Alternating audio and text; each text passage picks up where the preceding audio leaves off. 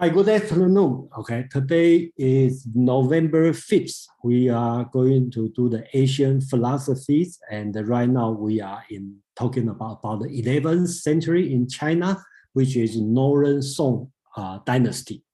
And then today our subject is about Qi. Okay, so let's go over our schedule. So today we will talk about just 1 minute.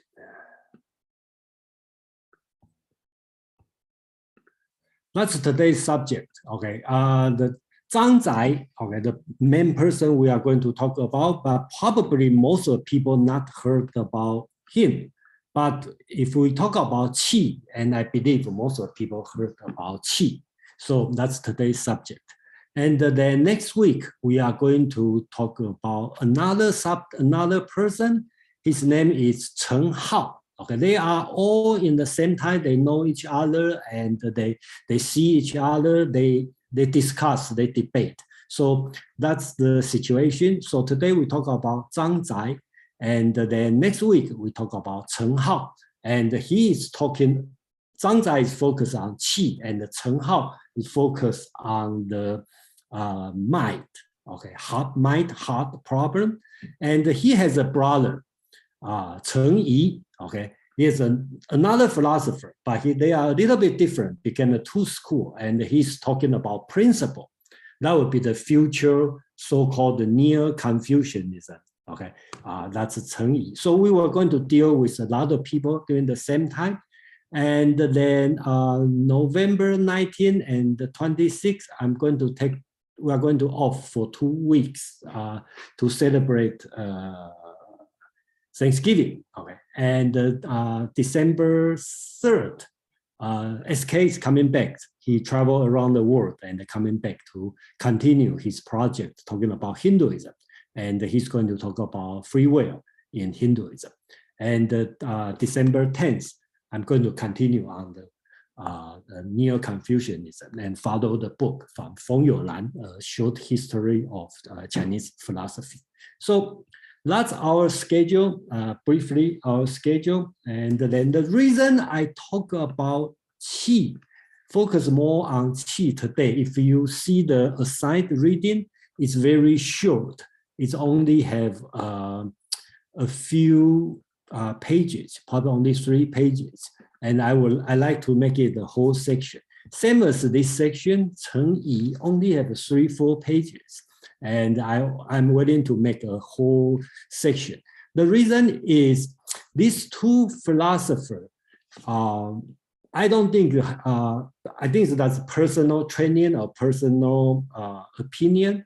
Feng Youlan doesn't think these two persons are that important. That's why he doesn't give a lot of pages to talk about these two persons. So my purpose is I try to try to cover every philosopher, okay, in the history. So I will put the more effort on these two philosophers. So even the reading is only 3-4 pages. Let's talk about Zhang Zai in the Qi in Confucianism. Okay, so before we talk about this, I think it's one thing we need to, one question a lot of people may ask is about metaphysics. In Confucianism, metaphysics is not that important. I'll put it this way, that Confucius don't talk a lot metaphysics. And then in the Tang Dynasty, Buddhism coming to China, and they internally also have a development of religious Taoism.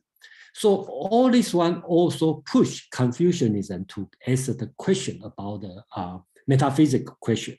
So what I mean metaphysical question is for the Western philosophy, metaphysical question is simple, right? Basics, we are asking what's out there, and the answer will be God. So people discuss about the existence of God. People may ask, who am I, right? So in in Western philosophy, the answer could be easy. That's the free will discussion. Okay, what can I do? And then how about after death? So in the Western philosophy, people talk about the immortality of soul. Okay, so even for the 1,000 years in the Western philosophy, people debate on this kind of issue. But in China or in the Asian philosophy with Confucianism, this subject is not discussed, and it's a question. Okay, so this question has been answered by Buddhism or religious Taoism, but Confucianism has no answer. So during this time, okay, because the popularity of religious Taoism and the Buddhism, Confucianism, if you claim you are Confucian, then you need to answer this question.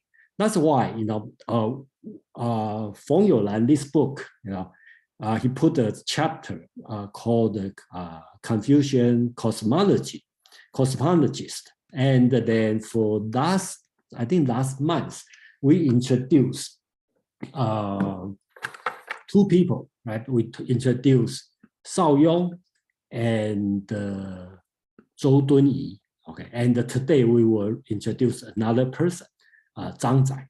So let's go through, in the history, what kind of cosmology in Confucian, okay, in Confucianism we have. In the early time, about 200 BC in the Han Dynasty, a lot of people already familiar with, people talk about heaven, earth, and the man, okay, triad, okay, and heaven-human interaction, Chinese called 天人感应, okay, heaven-human interaction. So we will say this kind of cosmology is very primary, okay, very rough. It's not a strong, doesn't have a strong theoretical foundation on that. So in the, let's say 1400s later, okay, Confucian really need some idea, okay, the native Chinese ideal of cosmology. So I think I have the date, that's October 12th. I spent the whole section talking about 2 philosophers. Okay, Shaoyong, okay, he is talking about they all go through the old ancient text to find the foundation. So of course they will find out is I-Ching, the book of change, book of changes, but they take a different approach. Shaoyong is one of them, and then he takes approach so-called image number study of I-Ching, and basically he will go through the method of doubling. It goes through the number, and then Zhou Dunyi is another philosopher. He goes through the I-Ching, the book of changes. What he do is a principle study of I-Ching. Okay, so basically he will focus on 5 elements, yin yang. And today we will talk about Zhang Zai. Okay, he's got basics on the qi. Okay, in this study. So here I think we already talked about this. I just to provide some information for you to just remind you about what we have before. In the Han Dynasty, we are talking about 200 BC. Okay, the idea about the triad, heaven, earth, and the man, basically talking about man both in his physiological and the mental aspect. It's a replica or duplicate of heaven. So it's an organic concept. As such, he is far superior to all other things of the world. Man, heaven, and earth are the origin of all things. Heaven gives them birth, earth gives them new nourishment, and the man gives them perfection.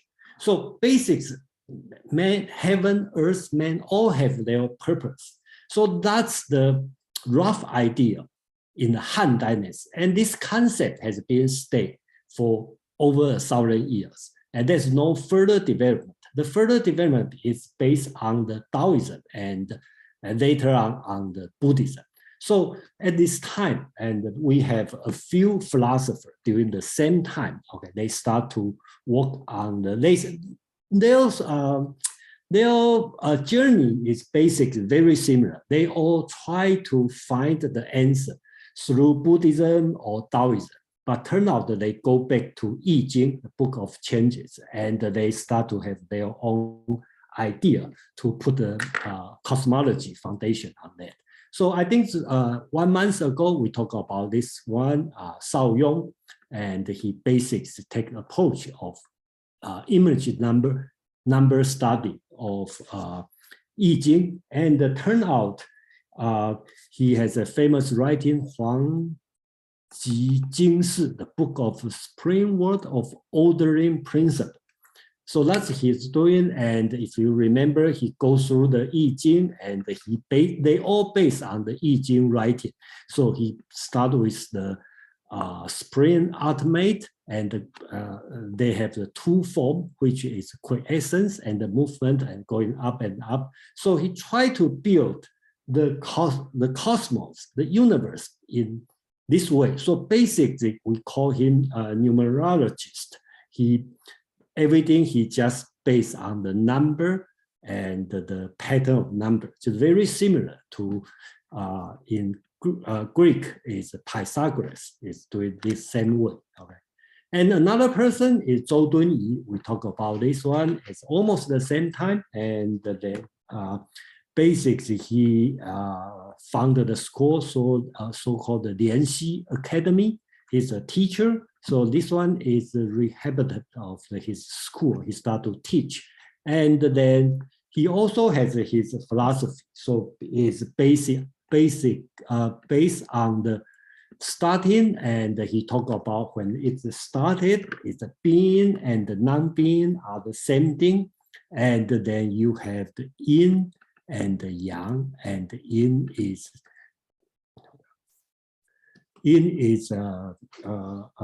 quiescence, and the yang is movement, and with 5 elements, and then you start to produce male, female, and then you have the heaven and the earth.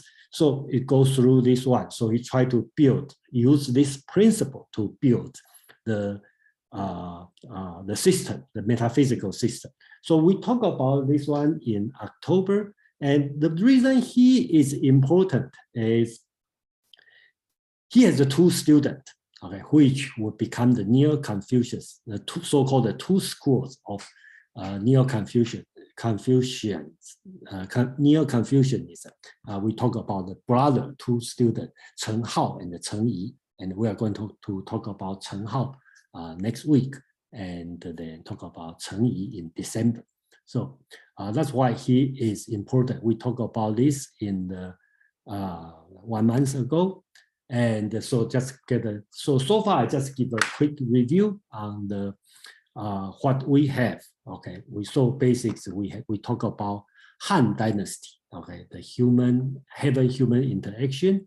We talk about Shao Yong, who is talk about number and the division image of book of changes, and the Zhou Dunyi talk about the principle, okay, the 5 elements and the yin yang. And today we're going to focus on Zhang Zai, who is talking about Qi. Okay, so we consider now is the just beginning of the review, what we have before. And today from now on, I'm going to focus on the Qi, okay, only, okay, not on skills. So before I move on to Qi, I will pause for a few minutes. If you have any question and anything you are not sure, please raise your hand or something you want to share with everyone before I officially move to talk about Qi for today.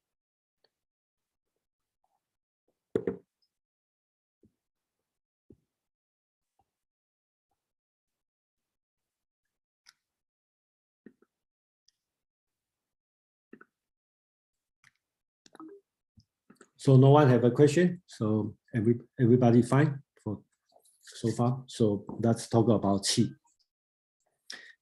So when I read the English paper about the Chinese philosophy, and if it happened before, let's say early 19th century, early 20th century, when they talk about qi, they always have some explanation. Some talk about its energy, some talk about its air, some talk about power, spirit. You know, they all have a different kind of interpretation.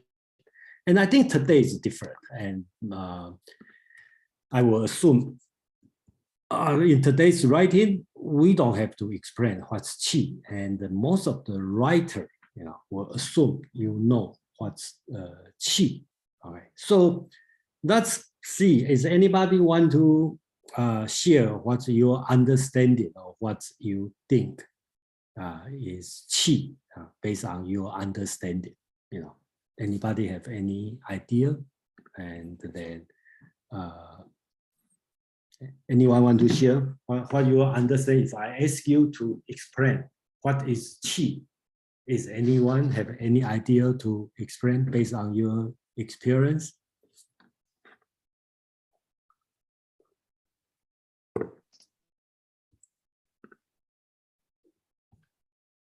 No, everybody is fine. So I assume everyone understand what's the meaning of qi. Oh, Brian. Okay, thank you.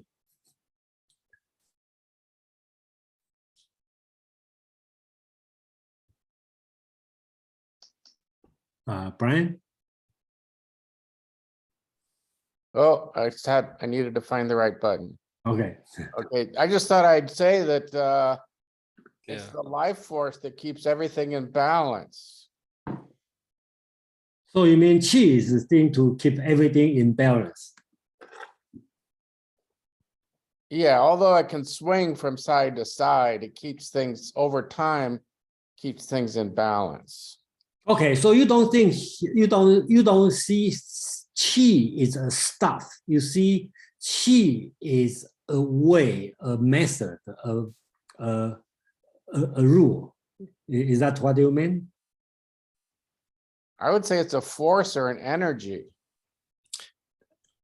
Okay, so you will keep everything in balance. It's Over time, yes. Over time, it's okay. Thank you. I think Joe, you have yeah. It's I was just going to say it's the process of perpetual change. So it's the yin and the yang. Perpetual change. Okay. Yeah, I mean, yeah, according to the yin and the yang. Is that Okay. I'm a little bit surprised because I don't see this way. So, okay, so we will see. Yeah, that'd be great. You know, I'm glad that you guys share. Handy.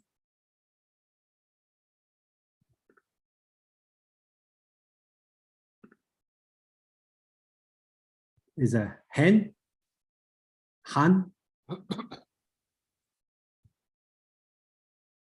Are you muted?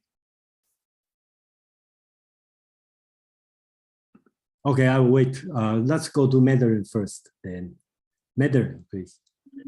Let's see. Well, for qi, I would go with something that is like energy, that circulates like breath, but is not exactly breath, or circulates like air, but is not air.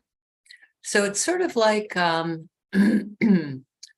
more of an essence of Tao that we contain within us, and then we can work with it and use it in exercise, in martial arts. We can nourish it with food. We can replenish it, but it is a kind of a universal circulating essence in a way. Okay, so you see that's a stuff or it's a energy? Or well, I think that as we experience it, it's energy. Excuse me, but so as we experience it, it's energy. We could call it essence in Western terms, but in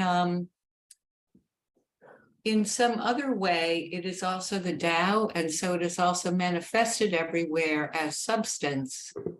It's just that we are best off working with it as a something like a life force, but it can be expressed in many ways, like the sound of wind blowing through the rocks.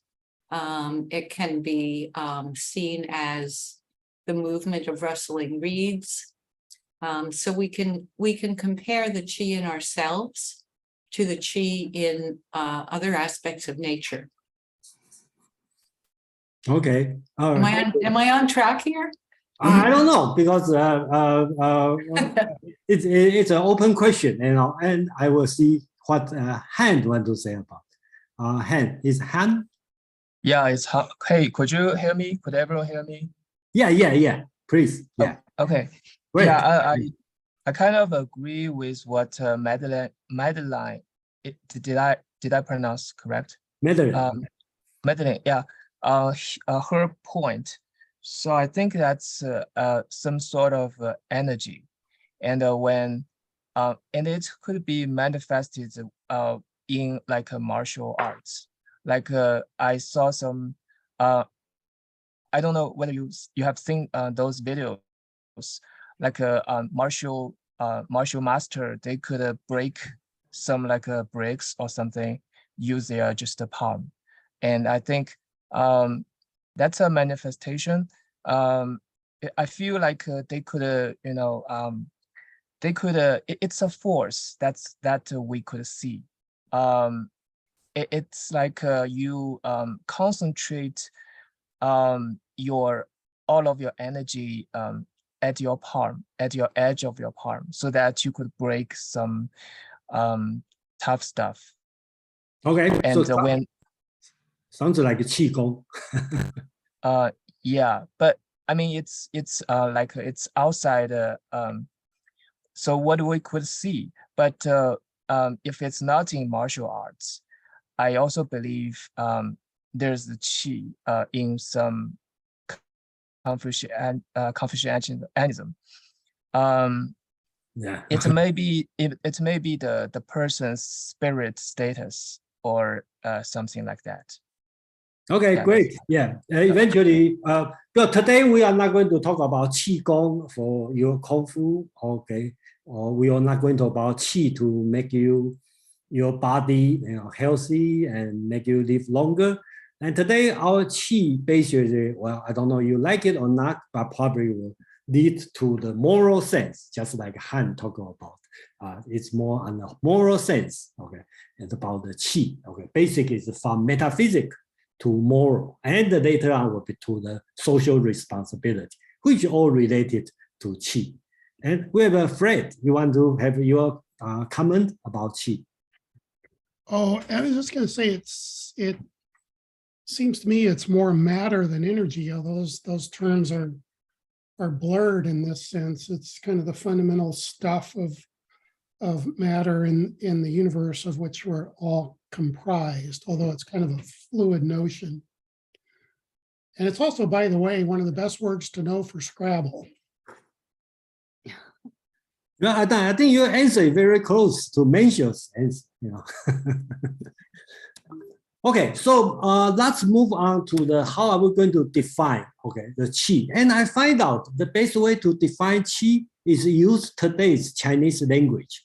And I get this idea from the Wittgenstein. He talk about the differentiation, the rule, the game.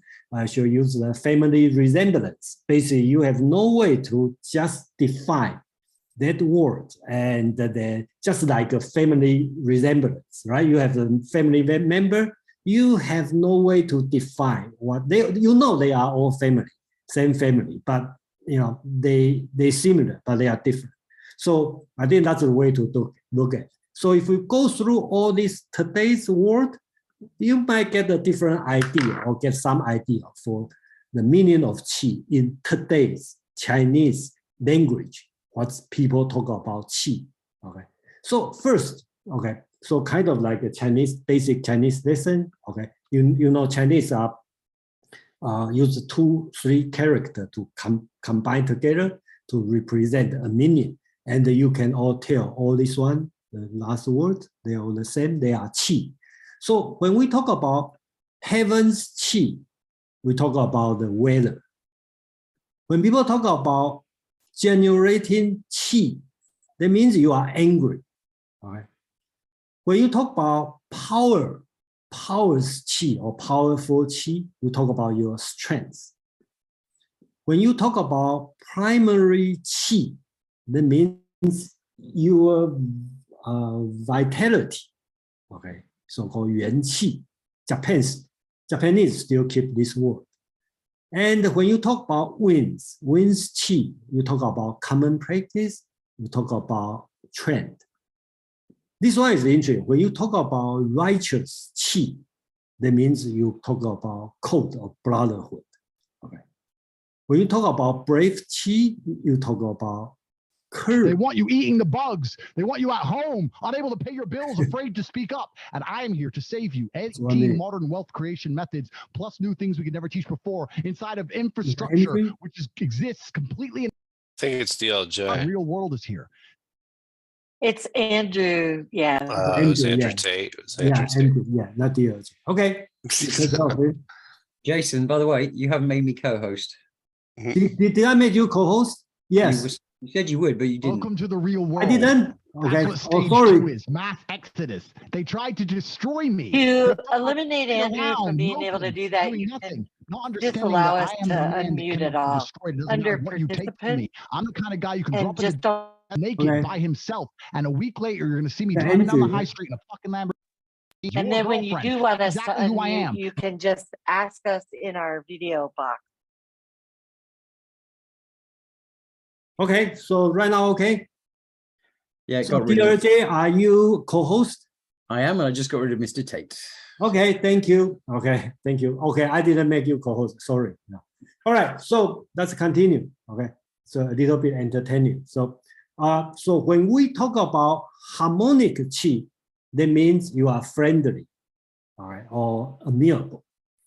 If you talk about somebody have a small qi, that means you are stingy. If we talk about it's a God's qi, that means you are vigorous. Okay.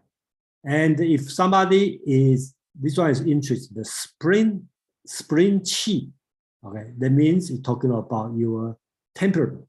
Okay, because spring is the organ Chinese consider will control your temperament. Okay. So if you talk about moving qi, it talk about your luck, either bad or good. When we talk about name, 名气, the name's qi, we talk about the fame, the reputation. When we talk about people's qi, that's a relative new word, okay? And you talk about your popularity. And when you talk about the quality of qi, you talk about your manner, your ethos. So basics, that's the definition of qi. We are talking about qi, okay? So I hope this one provide you some answer, okay, on the word, this word, qi, what's the meaning on qi. So here, before I move on, I'd like to ask the group, is anybody see this one or change your understanding of qi, or you see that's not surprised at all? I don't know, how do you think? Anybody want to share how you think about after you see this one? Yeah, I would say it's more like a sort of an animating principle.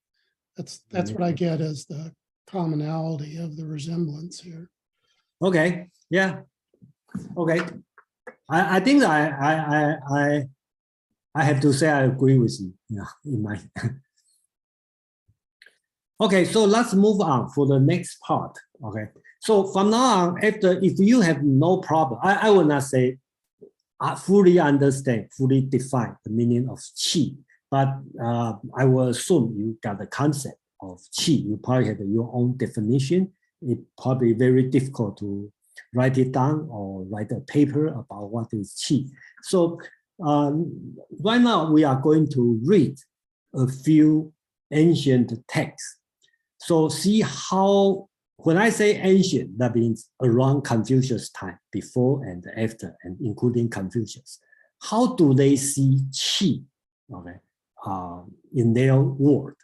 So of course, we go the very ancient book, which is the book of changes, I-Ching. Okay, so they all come from this word. Okay, they don't. This book doesn't use exactly Qi, but they use this word Yin, okay, which means the dense mist. Okay, so they all consider this one as Qi. So this word, the minute they said, okay, there is an intermingling of dense mist between heaven and earth. All things were produced in their pure form. There is an intercommunication of seeds between male and female. Seeds, the word used is Jing, okay, which means sperm or seeds. Okay, all things were produced in their living form. So this one is the kind of like ancient text talk about cosmology. Okay, so how does this word happen to answer the question? So that's one way to look at the meaning of Qi. Okay, if you are familiar with okay, let's move on for the next one. Okay, and this one will be famous about Dao De Jing. Okay, Dao De Jing, we'll talk a few things. I just Dao De Jing use Qi. Okay, their understanding of Qi is like this one. Okay, chapter 42. It talks about the oneness is born out of Dao. So the Dao will produce the one. And the two, yin and yang, are born out of oneness. And the three, okay, which means heaven, earth, and the people, are born out of two. All things are born out of three. And all things carry yin and embrace yang, and use their vital qi to harmonize them. So basically, this chapter is talking about Dao is the very original thing. And then you will produce oneness. And the oneness will produce yin and the yang, which is two. And will produce three, which is heaven, earth, and the people. And from there, everything, all things, 10,000 things will come out from the heaven, earth, and the human. And then basics, this word, okay, will use Qi to harmonize them. So I think someone talked about at the beginning, it's a DOJ, or someone talked about Qi is the one to balance everything. I think that's what in this one talk about. Qi is to harmonize everything. So that's Dao De Jing chapter 42 is talking about. If you go to chapter 10, basics talk about nothing is undone. So this one, I don't have to read, I'm not going to read all of this one, but basics, it talks about, can you hold your soul and the spirit as one without separating them? Can you focus your qi and be supple like a newborn baby? Can you cleanse and introspect yourself without flaw? Can you take care of people and govern your state with wu wei? Can you open up? So let's give you 5 different, 1, 2, 3, 4, 5, 6 different lessons. Okay, the moral lesson. I like to focus on this one. So here, instead of like previous one, like this one, you talk about qi is in the universe, okay, and to harmonize everything. Here, the Dao De Jing is talking about focus your qi. So he asks you to focus your qi, will be like a newborn baby. So the assumption is qi also run inside your body, harmonize your body. And when you were a newborn baby, your qi are focused. And when you get older and older, your qi got loose up. So that's the concept of Dao De Jing in the Taoism teaching. They think about qi also in this way. And this one also interesting, chapter 55, okay. I just need to talk about the last part. Basically talk about knowing what harmonious is to follow the unchanging law, okay. Knowing the unchanging law is to be enlightened. nourishing life is to show a good omen. Directing qi by the heart mind is to gain strength. Okay, so very similar to the previous one. Here, Dao De Jing is talking about you not only focus your qi like a newborn baby, it's talking about you can direct your qi. You can use mind or heart mind, the Chinese concept of mind, mind heart or heart mind, to direct your qi. So you can focus your qi, direct your qi, and you will gain strength. So there's the two things going on. One, qi is in the universe. Okay, you will harmonize everything. In I-Ching, qi is talking about can produce everything, and then is origin of universe. Okay, in I-Ching, but in Dao De Jing, Lao Tzu is talking about qi can harmonize. Okay, the entire world, and also run in the human body. You can use your mind to gain strength, to focus, to make you strong, or being better. Okay, that's the teaching about this qi in Dao De Jing. Then we can go to Confucius. Okay, book 16. Okay, Confucius also talk about qi. Okay, and he's talking about. I'm going to read. Master said, the Junzi, for the person who doesn't know, Junzi is Confucius' the role model. Okay, the moral agent, moral model. Okay, your life goal is to become a Junzi. So the master said, the Junzi has 3 cautions. Okay, you have to be cautious on 3 things. When he is young, his blood and the qi. Okay, here we talk about the blood and the qi are not yet settled. He is cautious about sex. When he is in his prime and his blood and the qi have newly achieved strength, he is cautious about competitiveness. Okay. When he is old, his blood and the qi are declining. He is cautious about acquisitiveness. Okay, so Confucius doesn't add new meaning to the qi, but he takes qi as a medical term, right? You have the blood and the qi, so kind of like a breath in your body. You have the blood, you have the qi, very similar to the concept in ancient Roman, right? Galen talk about humor, right? You have the fluid humor, okay? And during this time, Confucius take qi and the blood together. It's something in your body. So he talked about when you were young, okay, your blood and the qi are not well settled. So you'll be cautious about sex. And when you were in the prime age, okay, you talk about when you were zhuang, okay, that means around the age of, I will assume like 30 years old. And when you were young, he probably talked about 15, 16, you should be cautious about sex. When you are 20, 30, you should be cautious about competitiveness. Okay, you don't fight with people. I think that's his idea. And when you get old, your qi and the blood is declining. You don't try to be greedy. That's what he's talking about. Don't try to acquire more things. So Confucius take qi as the medical or body condition. Based on this, Confucius gives some moral lesson, gives some advice what you need to do in the different life stage. That's in the Confucius Analects. A few years, or not a few years, about 200 years later, in around 300 BC, okay, Zhang Zai, okay, so-called Zhi Bei Yu, knowledge rumbling in the north. And this one is from the outer chapter.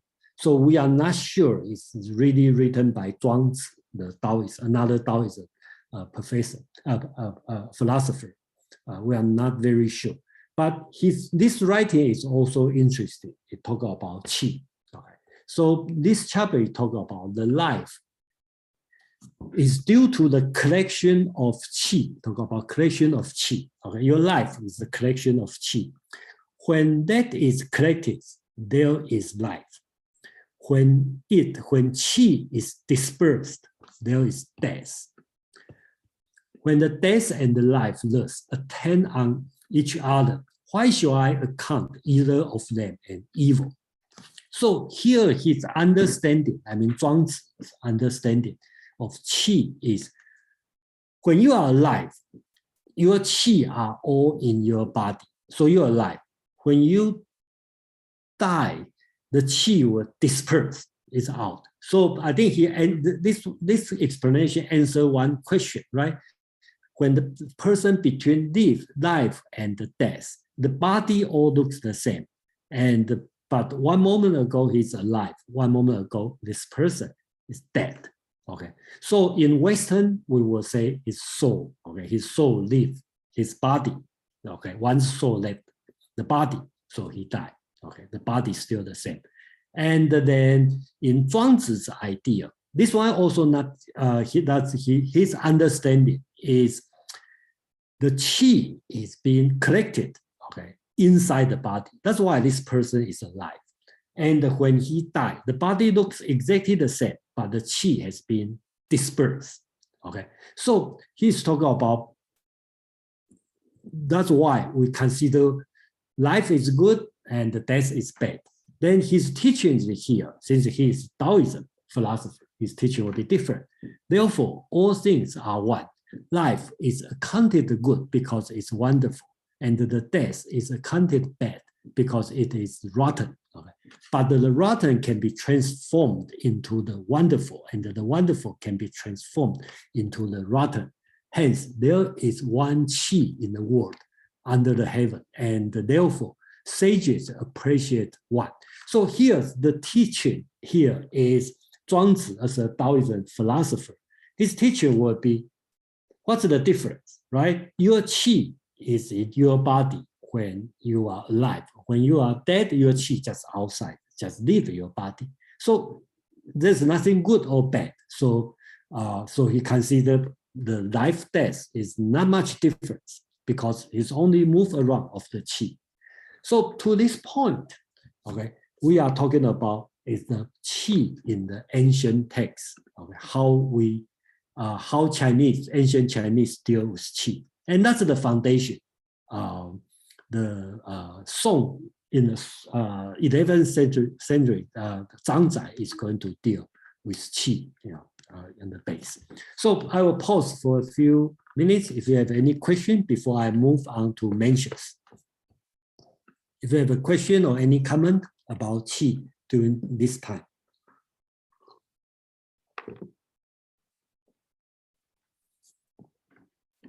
So if I want to add a few things, would be if you think through, okay, basically during this time, people there's probably three things about qi, right? One is talking about the originality, okay, of the universe, so qi. Another sense is qi is like a force to harmonize everything, so everything will run smooth. Or you talk about the medical term of qi, that's inside your body. Okay, when you were young, your qi is not settled. When you're strong, okay, your qi is strong. When you get older, your qi is declining. Or in the Zhuangzi point of view, if you are alive, qi is holding, collected in your body. And when you die, your qi just disperses. Okay, so that's the concept of qi. Okay, so if no more question, then we will move on to the important concept of mentions. Okay, so mentions is the person who start to give different idea of qi, and which become very important in the Song dynasty in the Neo-Confucius movement. So a lot of people, when you are familiar with Confucius today, in my opinion, and mentions is not that important until Song dynasty. So that means from Confucius time or from Mencius time, which is about 300 BC, up to the 10th century, Mencius is not that important. Because this period of time, Confucianism is important, but Mencius' idea of Confucianism is not being focused. Because during this time, I'm talking about this time, means the 10th, 11th century, Chinese philosophers, Chinese scholars, they still debating, okay, how important of measures. Some people say measures are very important, and some philosopher will say measures is not important, okay. But you know the story, after the 10th century, 11th century, measures become one of the standard Confucian texts, okay, next to Confucian. But remember, before this time, measures is still debatable, okay. So because this philosopher, including Zhang Zai, he bring measures to the table, and we will see measures is important philosopher in the Confucianism. So here we're talking about how measures deal with qi. So measures is the one who gives the qi some moral sense. So that's how he did it. I'm going to read 2 chapters on measures. Okay, this one called Gong Sun Chou. Okay, Gong Sun Chou, basically it's a question and answer. Okay, measures is different than Confucius analect. Confucius analect usually is Confucius monologue. He just master said something, and only sometimes you have the students just ask a question, what the meaning of filial piety? Then Confucius just give a quick answer, or the student ask question like, what is Ren? And the Confucius give another answer. Okay, not people, something like this. And the measures is different. Measures, as a book, there's a rich conversation because they will debate, kind of like Plato's dialect, but not as extensive as Plato's dialect. So this Gong Sun Chou, the measures said, okay, so here's important. Measures said, the will is the leader of qi, and the qi pervades and animates the body. The will is the chief, and the qi is subordinate to it. Therefore, I say, control your will, never abuse your qi. Chinese is very important. I think most of people read Chinese know this word, 持其志，无暴其气. Okay, control your will, never abuse your qi. Okay, so Gong Sun Chou asked, okay, since you said the will is the chief and the qi is subordinate to it, why do you also say control your will, never abuse your qi? So Mencius's answer is, the will alone can move qi, and the qi alone can move the will. For example, a man is falling or running is caused by qi, which also moves his heart. So here Mencius bring, even although he is not very clear, okay, like very clear, but he start to bring some interesting concept here. He talk about will, he talk about qi, he talk about mind, heart, and talk about body. So his idea is both qi and will control your body, and your mind kind of will control your qi. And then if you don't control your qi will come back to do something and mess up your body, mess up your behavior. That's why he talked about when the people falling, because you don't want to fall, right? But your qi will make you fall down. So if you are focused, then you will control your qi. You will not fall. Okay. So I think that's Mencius' concept about the qi, how qi running in the body. So you will see the concept start to change. Instead of talking about qi as a nature, like your blood, you talk about you can use mind, similar to Taoism. Dao De Jing is talking about you can focus your qi, or you can direct your qi. So here he talk about qi will control your body, okay, and then your behavior. So next one is even more important and become very important. That's also in this same conversation, Gong Sun Chou. another person. He asked, where in you, my master, surpass others? Okay, so Gongsun asks what you are good at. Okay, since Mencius keep talking about a lot of things. So Mencius' answer is, I understand words. That means he can read people's mind. Okay, so we are not going to discuss this part today, but I'm talking about the second part. He said, I'm good in nourishing my awe-inspiring qi. Okay, this one, Hao Ran Zhi Qi, has different translation, but so far I use the awe-inspiring qi, okay, as my translation. Okay, so I think that's his invention. This word is his invention.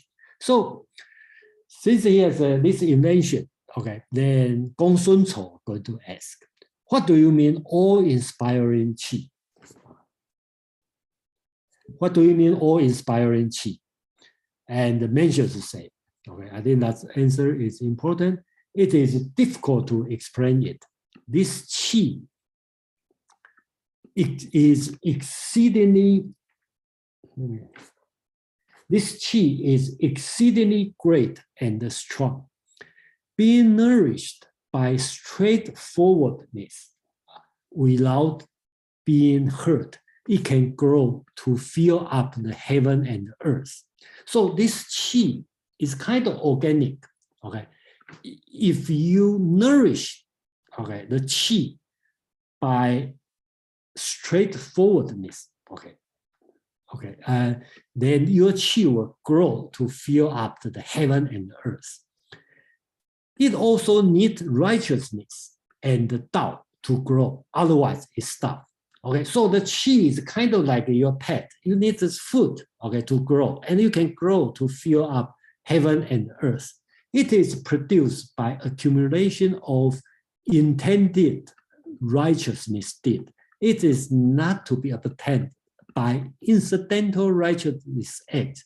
If one's conduct doesn't match his mind heart, the qi stops. So his idea right now, I call it Mencius' revolutionary idea of qi is he not only gives the name awe-inspiring qi, he start to teach people, okay, not just by your heart to control your qi. Your moral deed also important, will make your qi grow, and you can grow as big as to fill up the heaven and the earth.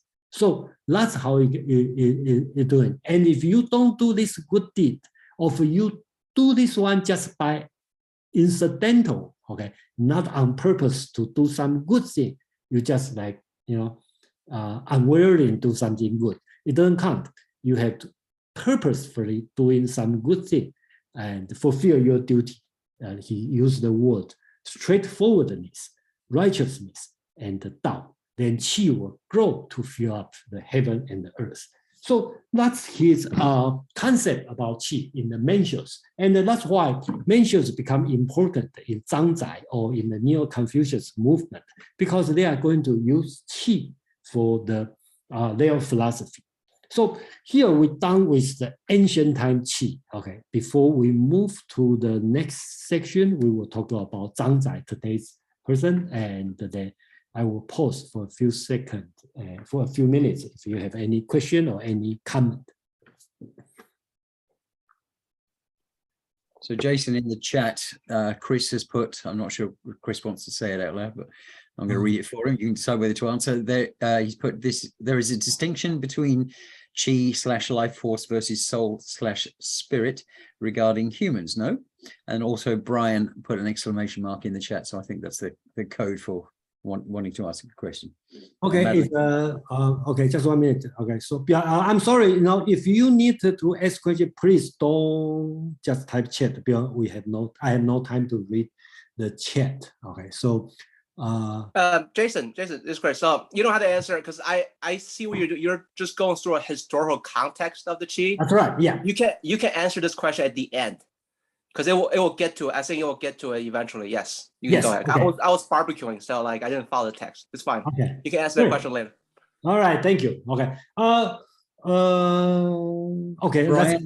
That's, one thing I saw some Chinese from Ben to everyone. Okay, Ben mentioned about the Bei Song Wu Zi. Okay, the 5 master or 5 Confucius master. Okay, that's the Zhang Zai, Zhou Dunyi, Shao Yong, Cheng Yi, Cheng Hao. That's the project I try to finish. Okay, by the end of this year. We already talked about Shao Yong and Zhou Dunyi. Okay, we talk about they deal with number of the number and the image of book of I-Ching, and another deal with the principle. Okay, and today Zhang Zai deals with Qi. That's 3 people. Zhou Dunyi has 2 students, 2 famous students, Cheng Hao and Cheng Yi. They are brothers. Okay, so these 5 will deal with together for this year. So today we deal with Zhang Hengqu, which is Zhang Zai. That's today. We talk about Qi. So if you have to remember, that's the Shao Yong talk about number, image. Zhou Dunyi talk about principle of the I-Ching, and Zhang Zai talk about Qi. All these 3 are, we can call it the cosmologist. And then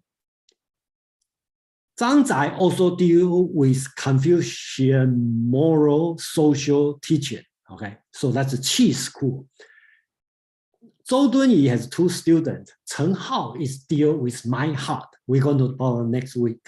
And his younger brother, Cheng Yi, is deal with principle. Okay, so they become Zhu Xi's school. Okay, so that's a little bit complex, but I will repeat again and again for this few sections. And thank you, Ben, to share this one. And then Sam, I will talk about Zheng Meng, which is rectification of ignorance. That's also important in Zhang Zai. Okay, so let's go to Madeline, please.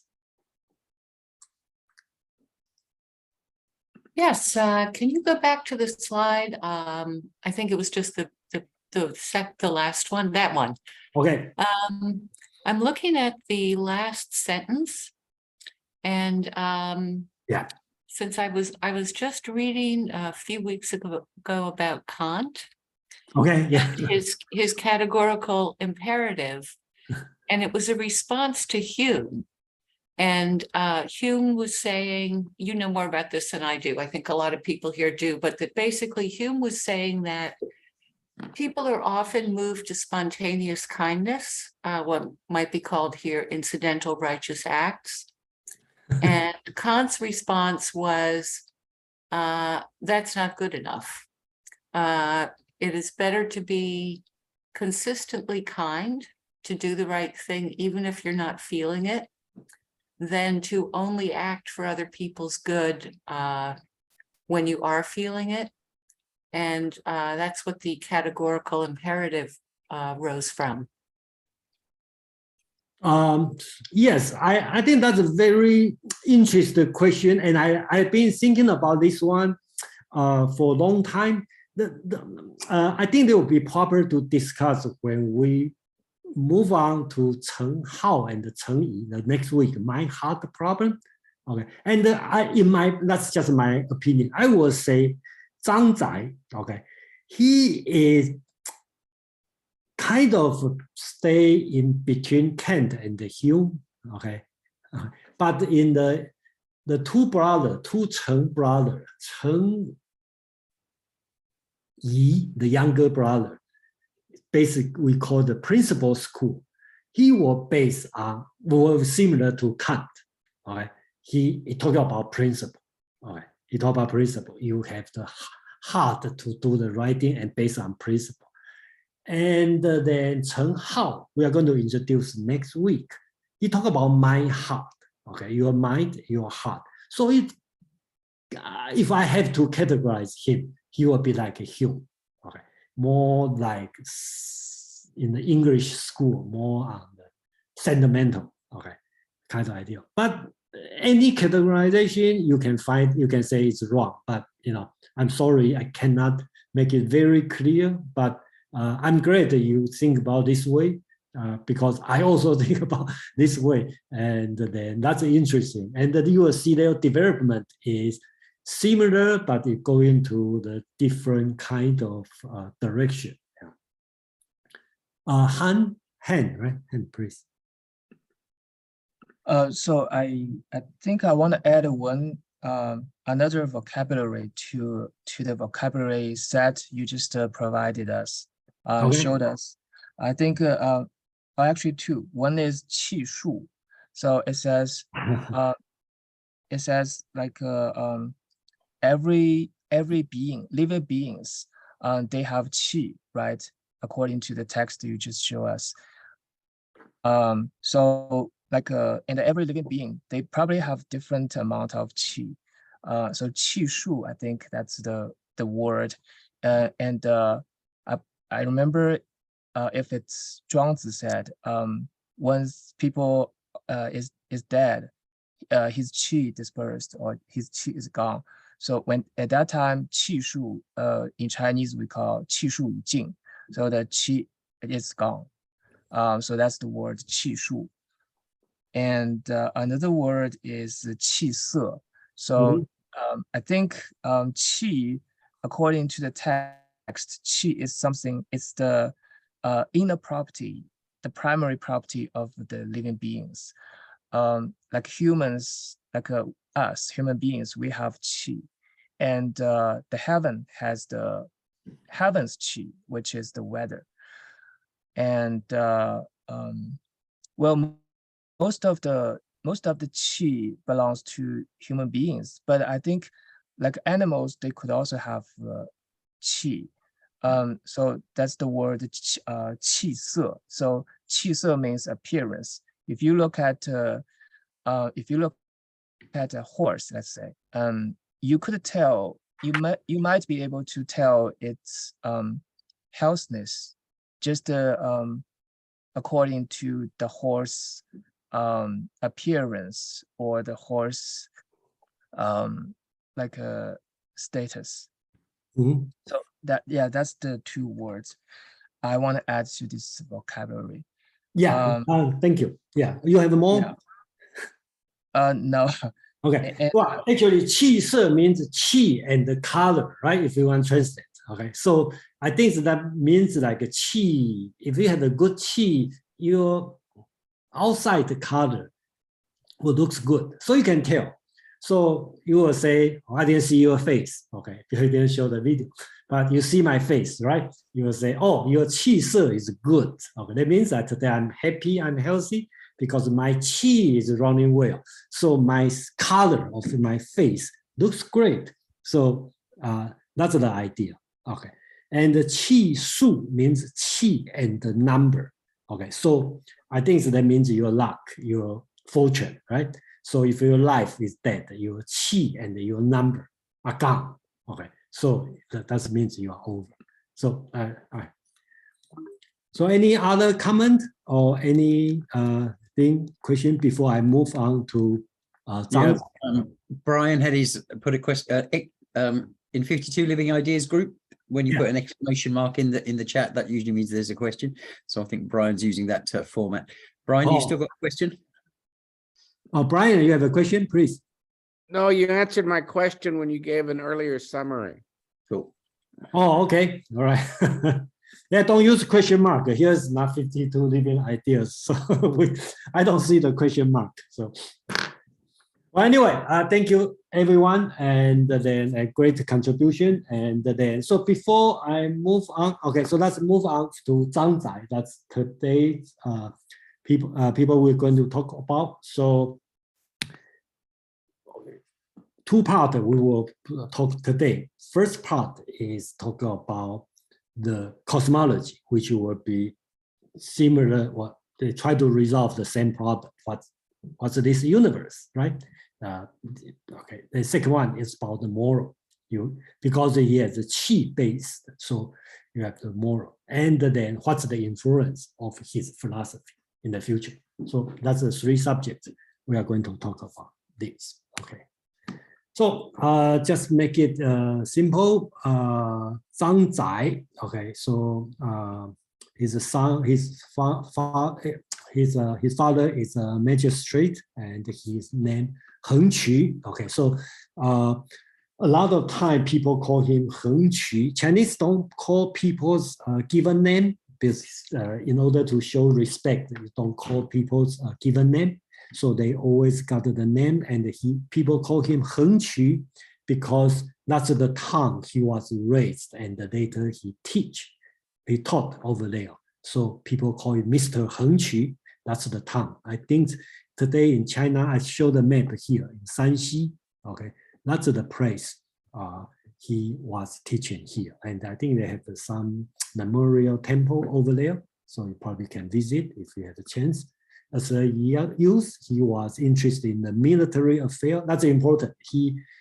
Last time we talked about Song dynasty, it's very different because Song, the boundaries only on the small part, only like half of China, and the northern part have during the northern Song, they have the Liao.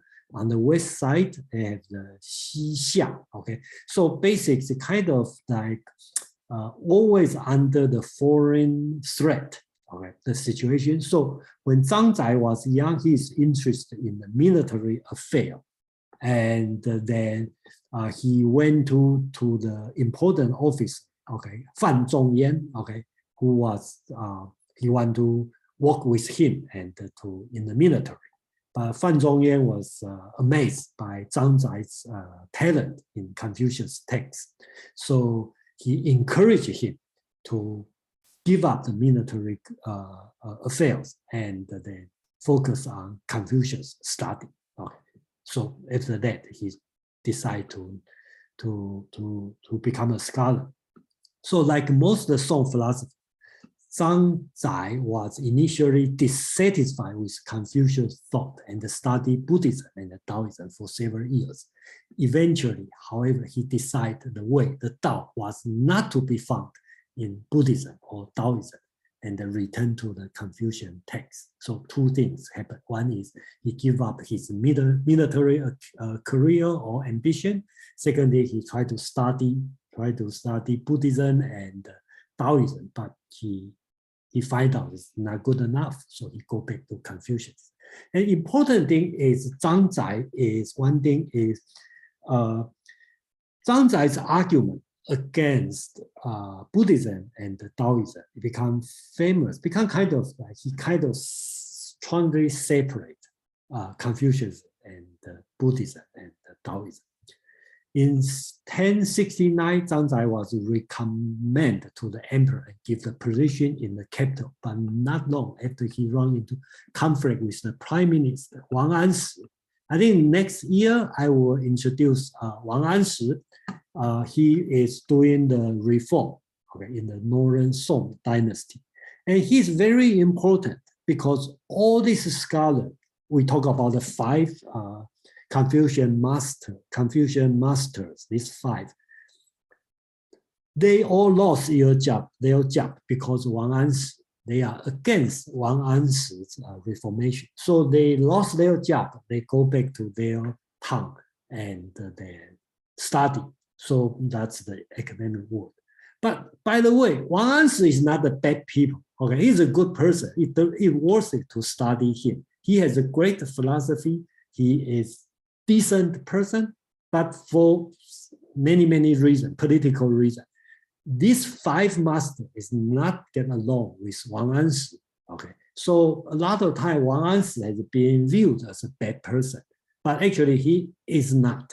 Okay, so I think I will find a way to reintroduce him in a different way. You will see the whole structure of the Song dynasty is very interesting because they have the different school, different philosopher. They coexist at the same time. They know each other. They work together.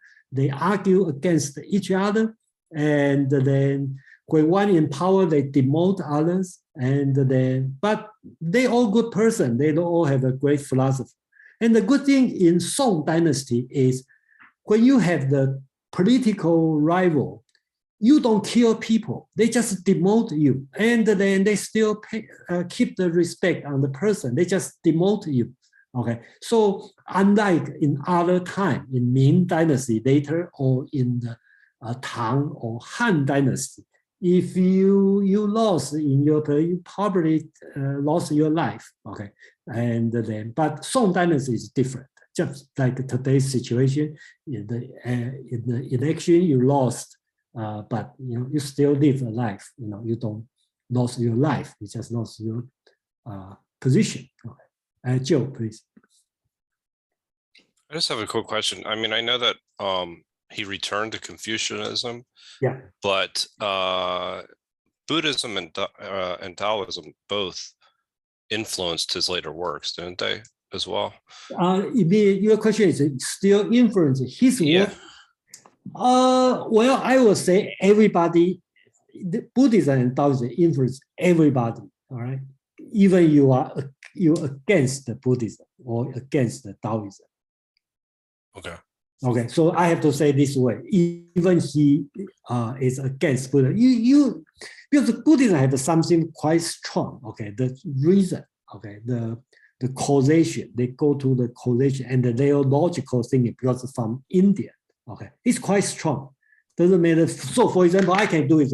When people talk about all the Confucian scholars talk about heart, everybody can achieve the Buddha, the sagehood. So, yes. Okay, so this one will be, you will say it's against the Buddhism teaching but Buddha in the Zen Buddhism also say everybody can achieve Buddhahood. They just swap the Buddhahood to sagehood. Okay, so in this case, shall I say they are influenced by Buddhism or not? Well, in the surface, they are against the Buddhism teaching, but in the logical way, they adopt Buddhism idea, right? Because when they say Buddhahood, okay, then I just change it to sagehood. So in a way, they. And that's the doctrine of the sage that he came up with, right? Or not exactly him, but the doctrine of sage will be later on the Cheng brothers. Okay. Okay. Okay. So, but Cheng brothers, they adopt his teaching. Okay. Because they are all related, because Cheng brothers' father is the first cousin of Zhang Zai. Okay. Okay. So they all related. Next week I will draw a chart because they are either friend, cousin, student, teacher. They all related, and then they live in the relatively same place at the same time. Okay. So kind of like, you go to Harvard University, right? They have the different philosopher, political philosopher, professor. They all have a different opinion, but their offices are next to each other. Probably like this kind of situation. Yeah. Thank you. Okay, so next thing about Zhang Zai, he talked about Yi-Jing, right? Okay, so Yi-Jing, the famous, the Yi-Jing, they come from this one. In the Yi, there is a spring ultimate, which produce two forms.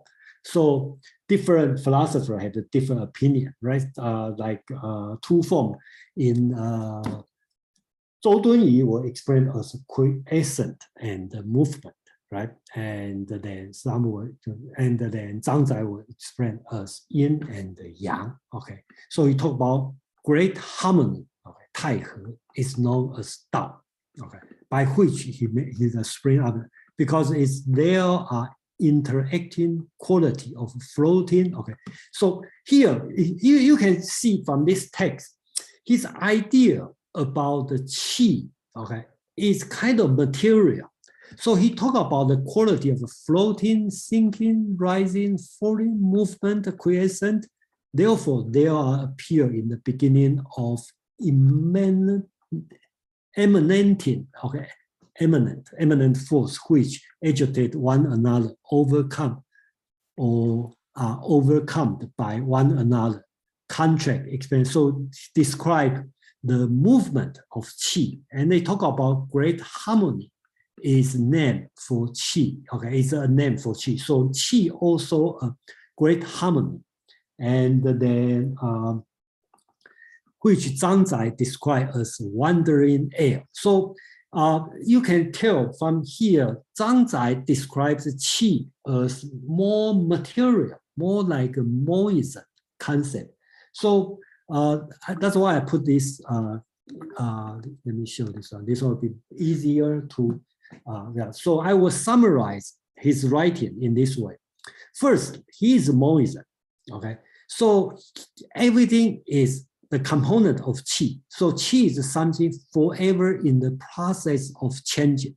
It's a material, but it's keep changing. There is nothing in the universe cannot be explained in the term of twofold activity of qi. That means qi's activity has yin and the yang. Yin and the yang is not material, but qi's movement will cause yin and the yang. That's his concept. If you want to match to the, I think if I show next, okay. So second, he's talking about the process, okay? So the perpetual change of qi is Dao, okay? According to the interaction of yin and yang. So his teaching is like everything, in this world, everything is qi, which is material.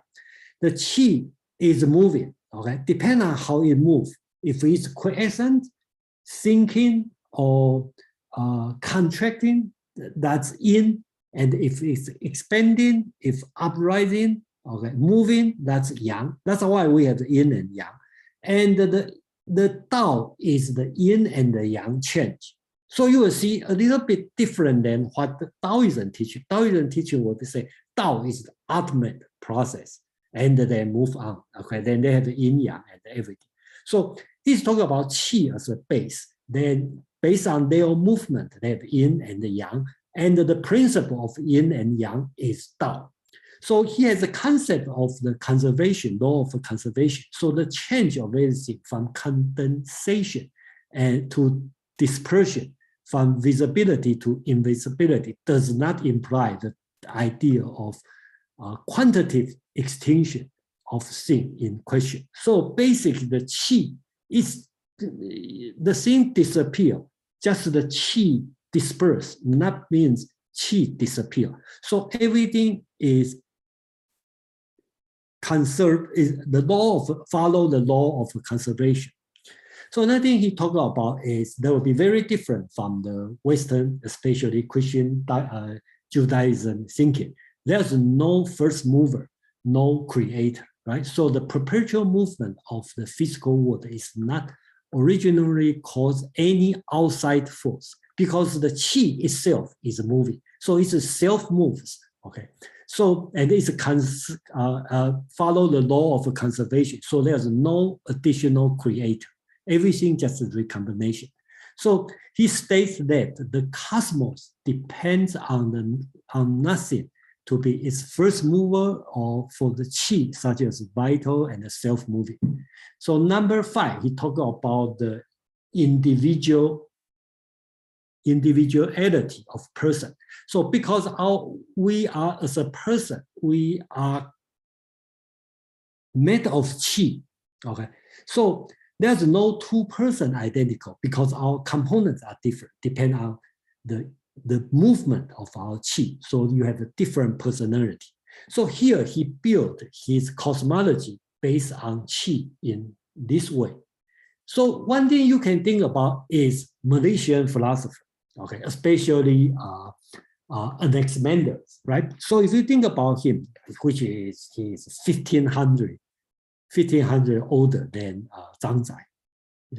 Yeah, 1600. So during that time, the Malaysian, okay, Malaysian school, which is an Asian Minor, pre-Socratic philosophy, when their concept is, sometimes we call him materialistic monism, because they are very similar. Okay, they are talking about I-Ching, right? And Anaximander is talking about apparel, okay, is something, is the common, is everything. So he used this one to explain, okay. So if we become thinner, that's water, and the dance will change. So he used this way to explain everything. And I find out it's hard to say they are similar or not similar, but I think they are moving in the same route. The different thing is in Chinese philosophy, especially in Confucianism. Confucianism doesn't talk about this. Okay, for 1,000 years, they just go, Confucius just go direct jump to the moral teaching, to the social moral. without touch the metaphysics or cosmology, but different than Western philosophy. Western philosophy would start this subject very early, even pre-Socratic time. And in Plato, Aristotle, they keep talking about this subject. And later on in the Christian even have more to talk about this one. So basically that's his cosmology on the Qi, okay, or Zhang Zai. And the one good question on this is why we need to talk about this, right? I've been thinking about this question for a while. And I think the question is Chinese need to talk about soul. And without the Christianity teaching, I cannot say Chinese has no soul, but Chinese soul will be different than Western soul. So this Qi you will see later on, borrowed from Mencius and being rehabilitated or being reinforced by Zhang Zai. The Qi, the function of Qi kind of become soul in the Christian world.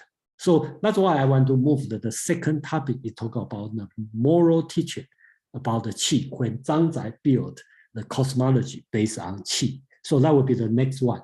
So before I move on, is any question, comment about cosmology of the Qi in Zhang Zai's philosophy? Han, please. Thank you. Could you go back to the last slide? This one? Yeah. Okay. So so number 4. Yeah. It says no first mover, no creator. Yeah. Is that specifically said in Zhang Zai's text, or is that just an inference? Okay, so yeah, this one is my word. Okay, I just have to say. But Zhang Zai do said, okay, the Qi will self-move. Okay, and the self. I think what's his word? He said that the Qi is moved by himself, but he doesn't use the word first mover, creator. No, he didn't use this. This one is a Western word. Okay, thank you for your clarification. Because one thing I really like Confucianism is that it doesn't deny the creator, the God. So that's the thing I like it very much. Could you go back one more slide? Yeah. I actually like the great harmony is known as the Tao. And we know that Tao creates everything, right? Tao creates 1 and 1 and 2, 3. And the great harmony, it reminds me of the God, the Trinity. I mean, there's no conflict that from my perspective, there's no conflict between Confucianism and Christianity. Yeah, that's the thing I like the best. Okay, thank you. All right, thank you for your share your idea. Thank you. Okay, so let's move to the about moral. Okay, so let me see. Okay, so let's make it. I just make it a summary. Okay, basically he has many terms become important, and I should spend some time to organize his writing. 正门. Okay. It's a lot of writing. Okay, so I didn't read most of them. I only read one chapter. But they have 17 chapters. Okay, so I should spend some time to introduce the text. Okay, so I just summarize his idea and first talk about the human nature is good. Okay, and talking about the forming one body with the universe, and Chinese called 天人合一. Okay, so if you familiar with the Han dynasty, talk about heaven-human interaction. So here he talk about forming one body with the universe, with the heaven. So I think in Northern Song's scholar, human become much bigger, right? In Han dynasty, we feel the heaven and the human. We talk about interaction. Okay, basic heaven still the boss. And here the body and the human are one because of the qi. Okay, if you think through the mentions, talk about your qi. If you're doing some righteous thing, doing the good thing, your qi will grow to fill up the heaven and earth. And then, so heaven, earth, and the human are no more separate. That's one thing, okay? Another thing is talking about so-called 大其心, expanding the mind heart or making the mind heart vast, okay? So this one I talk about moral sense, not talk about cardiology. If you search on the internet, say 大其心, you probably will find the enlarged heart and talk about surgery, medicine. No, it's not this. It talk about your heart, your mind is big, okay? All people are my siblings. All things are my companions. 民胞物语. So all these four things are very important concept, okay? In the Song, Northern Song dynasty, and later on become Neo-Confucius. So you will see if you look at it, human nature is good, forming one body with the universe or with the heaven, expanding your mind heart. All people are my siblings, all things are my companions. You talk about environmental, okay? So it become big. People, the scholar become big, not just a small person, okay? So his chief philosophy, the moral, is all material things, living, inanimate, or composed of qi, so that everything has the same essence. Because we all the same. The one essential virtue is 人, okay? 人 that's a Confucian, manifests itself variously in human relation. So 人, this virtue become a relationship because we all based on qi. And 人 become 人, or you want to translate as benevolence or humanity, become the if you are in the Confucius analytic teaching, you will know 人 is the core of virtue. Confucius was teaching, right? So 人 become a relationship between human. We all the same, sibling, companion, heaven, earth. We deal with 人. And then filial piety, 孝, which towards your parent, respect toward your elder siblings, and towards the people less fortunate, more moral. So you need to do the moral cultivation, okay, to fulfill one's duty as a member of society and the universe. So a person is not just a person, because you and my other people are the same kind of people. So moral cultivation become a duty you have to do, become your job as a member of society and a member of this universe. So he also had some epistemology teaching. So basics he talking about is empirical knowledge. He focused on empirical knowledge, but he believed the experience only, the knowledge only limited. So his knowledge gained by perception is just knowledge of thing, not knowledge of Dao. Okay, so the higher knowledge, the knowledge of Dao, is gained through various nature. So your mind, heart, mystic experience is similar to Christian world we'll talk about, like, you know, you need to grace, God's grace or revelation, right, to gain, okay, the divine knowledge. So, but of course, that's a little bit different here. So that's his teaching on the human nature and ethics. So all this one is in his writing. I think someone, Ben, put in the chat talking about the book he wrote, so-called 正蒙. Okay, so rectification, rectifying ignorance. That's my translation. And I think enlightenment will be the right translation. And why we call it the Meng? Because he based on the book of Cheng, I-Ching. Okay, remember I-Ching has 8 trigram, okay, and then you recombine them, have 64 hexagram, right? So one hexagram is called Meng, okay. On the top is mountain, okay, this is mountain, on the bottom is water. So you can imagine the nature scene, right? You have a mountain and you have the water under the mountain. It easy have the mist, right? Foggy, and it's kind of not clear. So that means Meng means ignorance. Okay, so he want to correct this situation. So he write the essay called Zheng Meng, which is rectifying ignorance or wake up. Okay, it's you to wake up from the situation.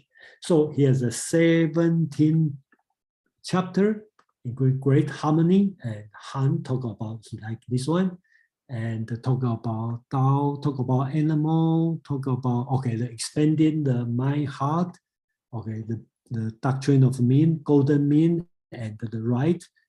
Talk about the government. So basically, try to cover everything, including music. So the most important is the last chapter, so-called the principle of Cheng. When we see the word Cheng means heaven in the book of Cheng, right? Means heaven.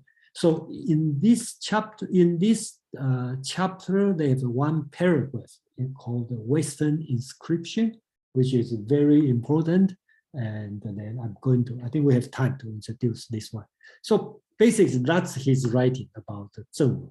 So when I read this one, just like kind of answer Madeline's question on his or her comment about Immanuel Kant and David Hume. So if I had to decide, I would say he's more on the Kant side, in his philosophy, because it's just when I read this one, I cannot stop thinking about Kant's writing on what is enlightenment, right? He talked about enlightenment is man's emergence from its self-imposed knowledge, or sometimes you translate it as immaturity, right? So he's this kind of concept. He want to wake up, he want to know, he want to, so every individual is important because you can change the world, you can do something. I think that's the idea he's talking about. So before I move on to the next section, we'll talk about his influence and more of his writing. I will stop for a few minutes if you have a question or some comment. So we cover his cosmology and his moral, his moral teaching. Then we're going to read some of his famous writing on this one. So we're going to read his Western Inscription. The reason he called the Western Inscription is he write down, inscript this paragraph in his wall, on the west side of wall. Usually when in the traditional Chinese, your desk will always face south. So the west is on your right-hand side, right? So he inscribed over there. So kind of remind himself. And that's an important text. And then, so let's read this text. I didn't translate all of them. But the important one.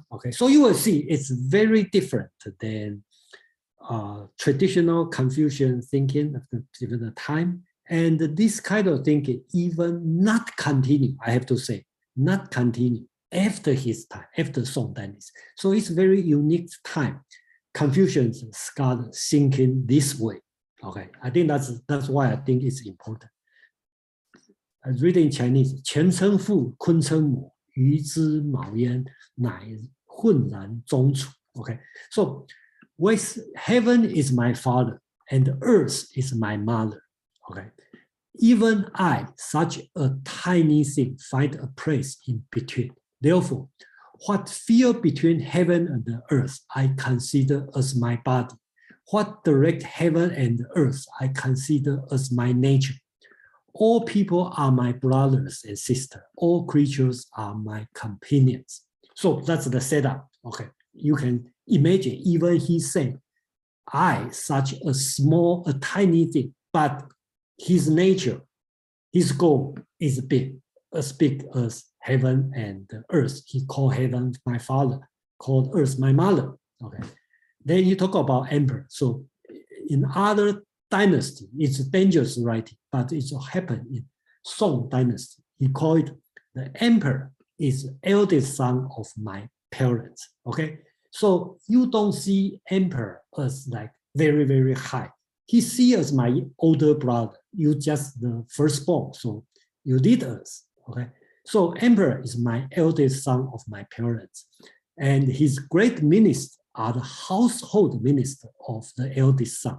Okay, to respect the elder is the way to respect my elder. To be kind to orphan and weak is the way to be kind to my young.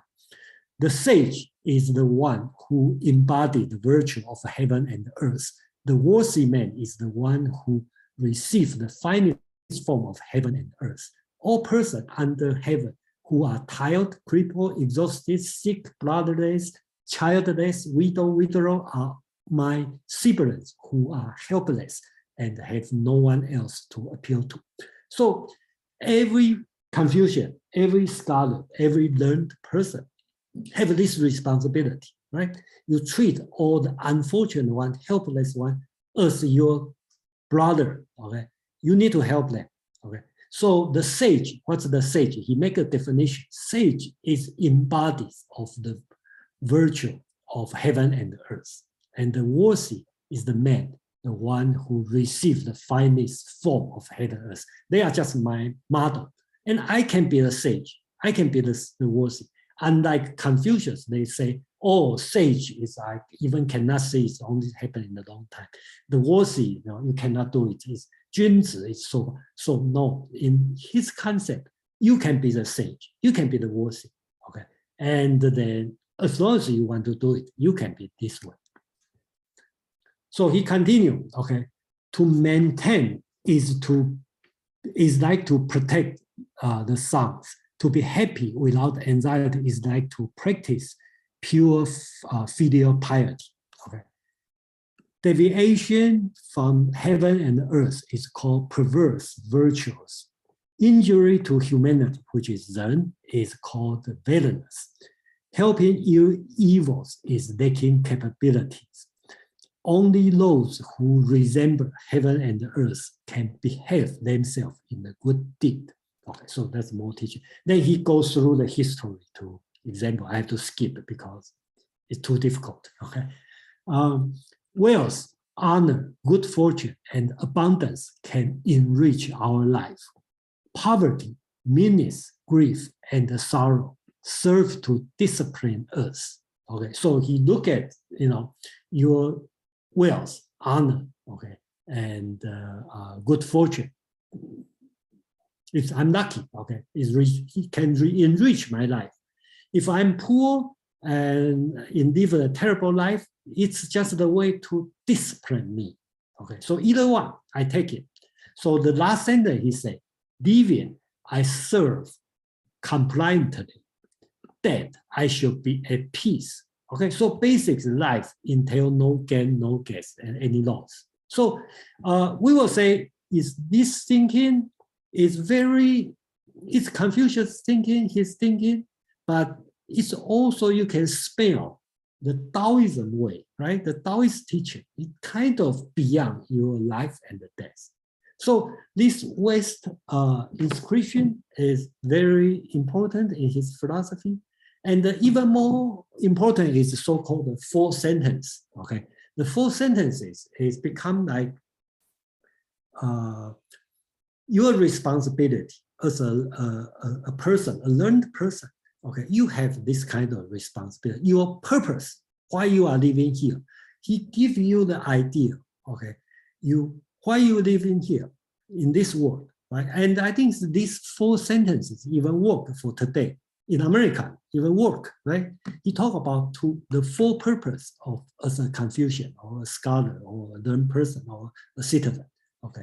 To ordain conscience for heaven and earth, to secure life and fortune for the people, to continue lost teaching for the past, to establish peace for all future generations. So in four sentences, he talking about what you need to do for yourself, what you need to do for other people, this society, what you need to do for the past, what you need to do for the future, right? So he laid out this 4 sentences, which is very important. And there's many different ways to translate this one, but I just have to say the Chinese writing is perfect. English, I try and I read many different translations. It's hard, but I just take this one. I think it makes sense. Another way to look at it, you talk about the nature world, you talk about social world, you talk about academic, you talk about the future. Okay, so that's the 4 sentences he is talking about.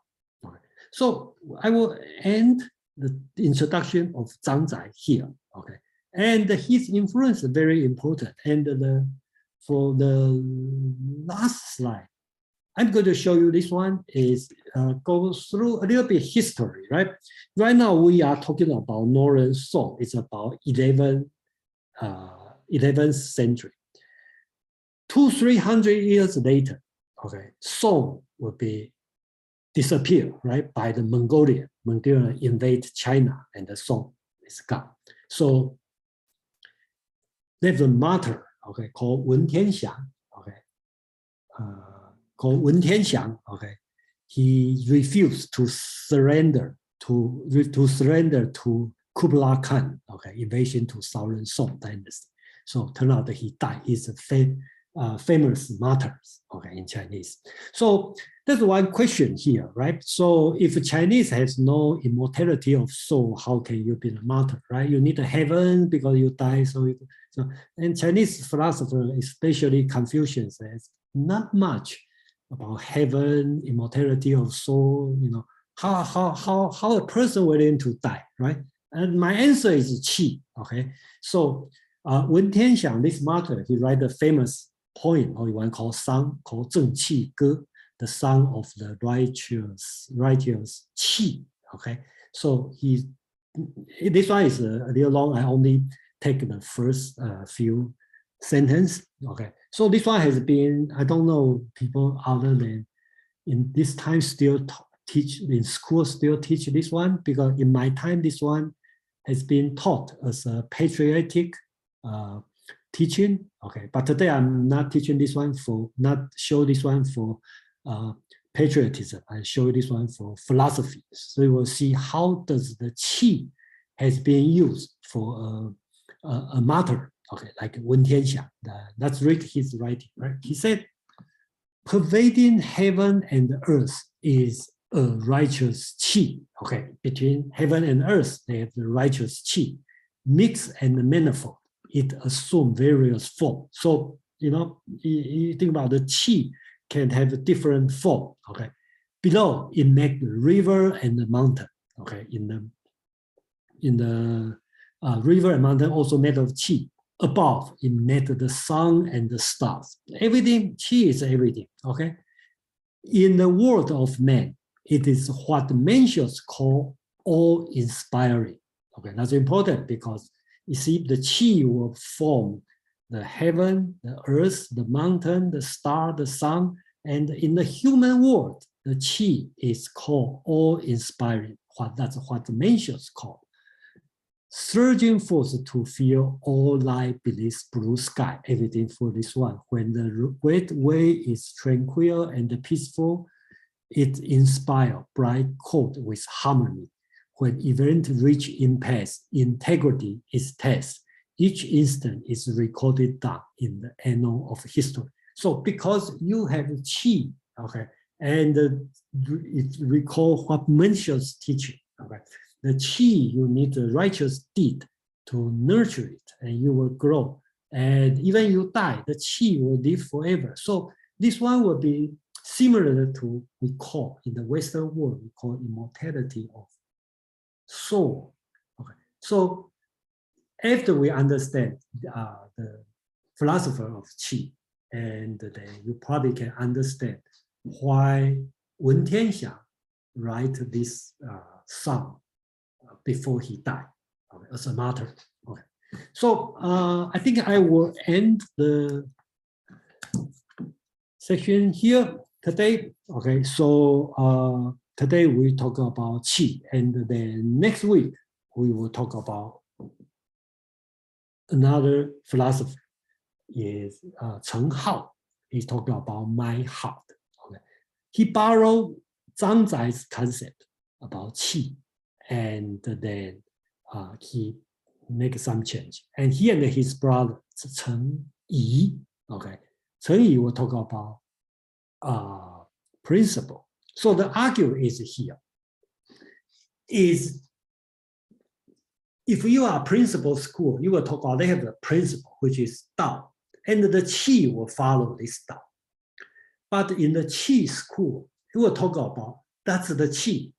Whatever qi movement will create a principle. Okay, I think the difference is here.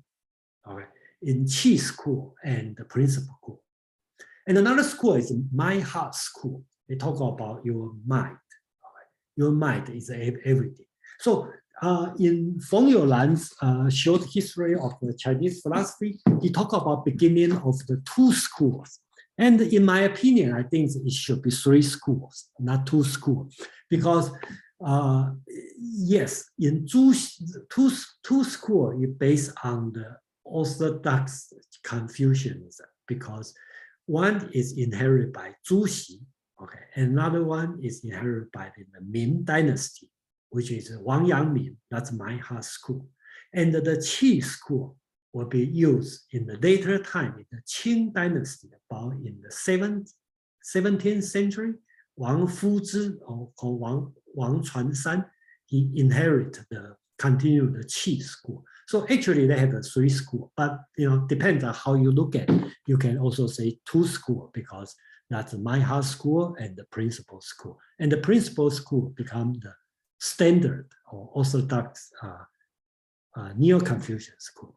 So I will end this one, today's section here. And one more thing I'd like to talk about is about Neo-Confucians, and which is the wrong name, unfortunately, because I don't think in Chinese world have Neo-Confucianism. Chinese will call Dai Xue.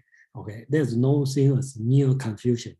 It's just like, I think it's because and actually Confucianism also a wrong name, because in Chinese it's called Ru. Confucius is just one person of the Ru school. And then during this time, it's a so-called Dao Xue or Li Xue, which is the principal school or Dao school. And then, but just like Western, I think the Jesuit, okay, when they come to China, they say, oh, that's Confucius. And they find this one new, they say, oh, that's called the Neo-Confucianism. So just like if I come wrong into it, say, oh, that's a Christian, you worship Jesus. Then when you see the Protestant movement, they say, oh, let's call it the Neo-Confucianism, Neo-Christian, okay, something like this. So the name is improper, but let's just use the name. So DRJ, please. Yeah, quick question. I mean, China now is one of the most scientifically advanced nations on the planet. And I used to live in Singapore in a Chinese community. And when these sort of subjects came up, it was always about, you came across as this is what our ancestors used to believe. It never seemed to be a current thing, even though some of its elements seem to be in the people's natural behavior in the way, part of the culture, right? Mm-hmm. But no one talked about qi as a current thing. You only ever hear it from essentially Singaporean or Malaysian hippies who are into new age stuff. It's the Chinese community. Yeah, I agree with you. I also lived in Singapore for 4 years. I know what you are talking about. Right. Okay. So what's its currency? What's its prevalence now, would you say? You mean what's the current people think about qi? Yeah, pretty much, yes. Well, I only can speak for myself. Can you speak for 1.4 billion people? Yeah, please. Well, I think the people will be very different depending on who you are, and depending on if you are believe Chinese medicine, your qi will be different. And some people will do Tai Chi, then they probably will talk about qi as something moving in your body. And that's why I show on the first slide, right, as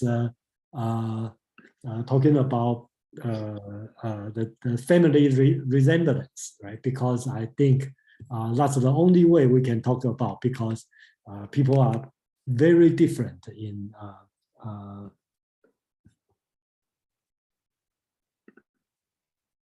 Oh, have we lost Jason? Jason, we might be losing you. Or is it me? Have I frozen? That's Jason. It's Jason. Come back to us, Jason. I'm back. There, he's back. Yes, you're back. You're back. Oh, no, Okay, you're I'm not. back, right? Okay, Oh, sorry. Yeah, Okay. yeah, you're back. Okay. Let's continue. So we have a few hands up. Let me see.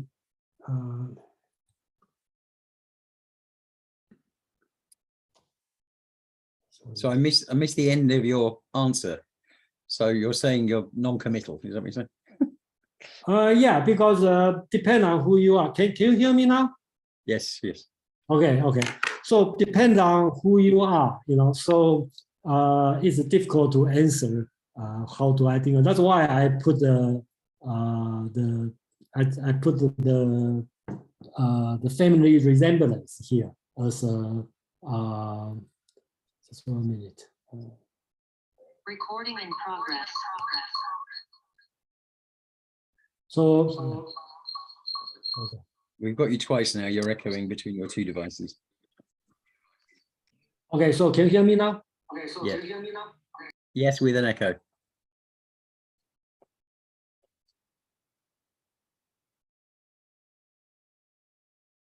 Tell you what, Ben, why don't you ask a question? Jason, we can't hear you now. Okay, this is Ben. I jumped in. I just want to add a few things, add some remarks regarding DLJ. I mean, regarding what you said. From my observation,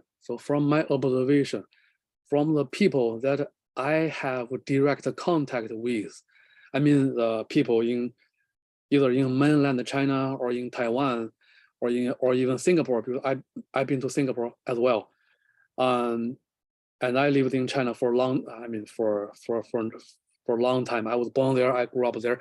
And so from my observation and from my memory, the Chinese philosophy, especially if you come to a specific level, say if you come to the Beisong Wuzi, right? Cheng, Zhu, Cheng, Yi, or Zhang Zai today, explained today, this kind of detailed Chinese philosophy knowledge or ideas, from my impression, is actually not explicit. They are not explicitly implanted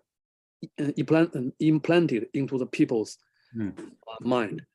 It's not. Maybe they unconsciously received something from the culture, from the social life, or from the school education.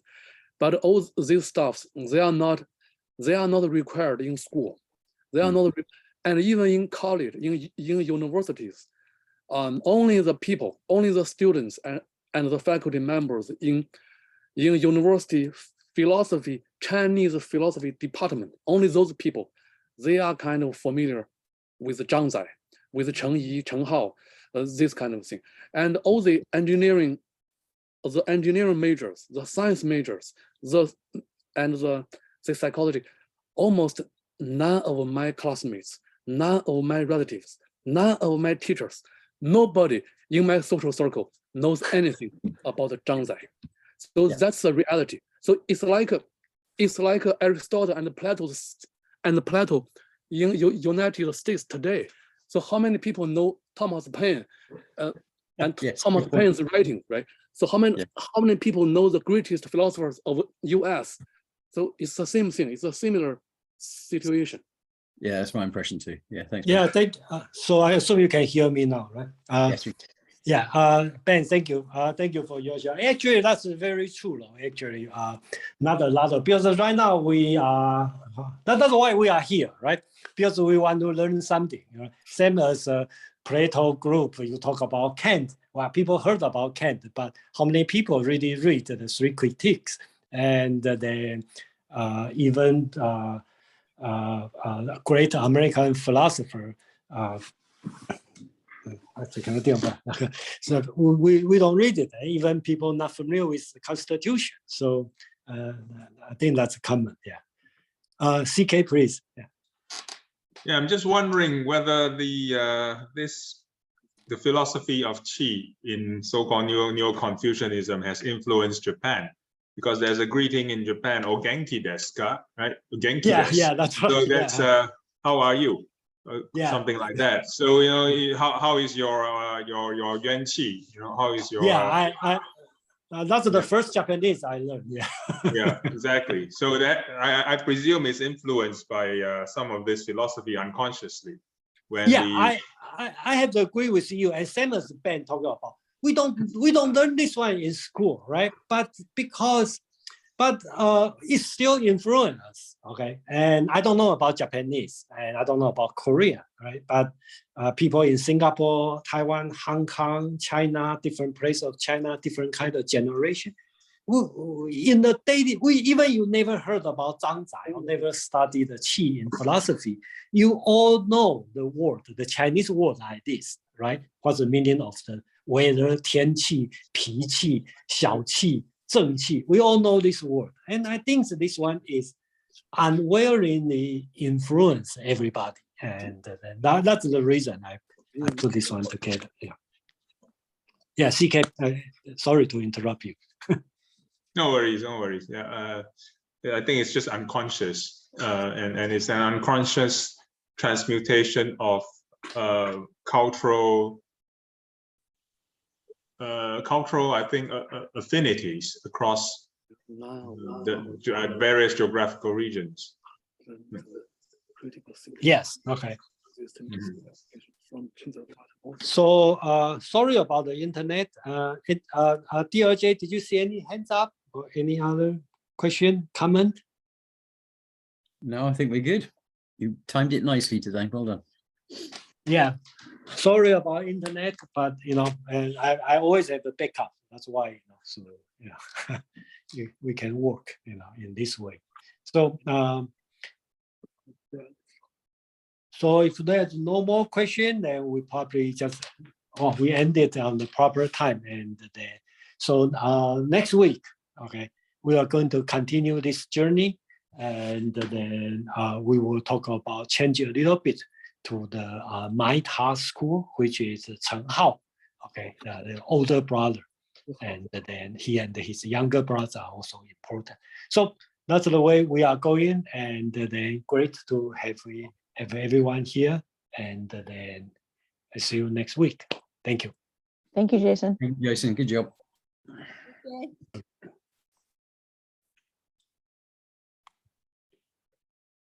Of course, there's an open question as to whether this is dying off is a bad thing or a good thing. Thank you, Jason. What do you mean, good thing, bad thing? Well, in the chat, people are saying that this kind of spiritual thinking is half dead, and I'm thinking, good. Let's have it hold there. I will take neutral sides. You can use it as a good or bad, right? Because, yeah, that's it. I said open question as to whether it's good or bad, right? Yeah, I try to stay in neutral because the good or bad. Don't label it. Just don't label it good or yeah. That's the best way to take it. That's a good idea. Don't label it because don't label it good or bad, and then you're good. Yes. See you guys. Okay, so I have to. So I see you. I'm going to end now. Okay. Bye. All right. See you next week. Well done.